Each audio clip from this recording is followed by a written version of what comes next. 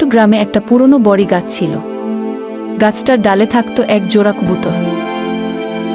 তাদের ভালোবাসা ছিল মুগ্ধ করার মতো। একদিন হঠাৎ গ্রামে রেললাইন বসানো শুরু হলো। বড়ি গাছটা কেটে ফেলা হবে, কারণ ঠিক সেখান দিয়ে যাবে ট্রেন। সবার চোখের সামনে কেটে ফেলা হলো গাছটা। কবুতর দুটো এলোমেলো হয়ে আকাশে উড়ল। তাদের ঘর, তাদের ভালোবাসার আশ্রয় ভেঙে গেল। কয়েকদিন পর প্রথম ট্রেনটা চল। ট্রেনের চালক হুইসেল দিতে গিয়ে হঠাৎ ব্রেক কষে দিল। ট্রেন লাইনের মাঝখানে পড়েছিল। একটা মৃত কবুতর, আর আরেকটা দাঁড়িয়ে আছে ঠিক পাশেই। না, ওরার কোনো চেষ্টাও করছে না। ভালোবাসা শুধু গাছে নয়, মনেও গাঁথা ছিল। গাছ গেল, জীবনও গেল।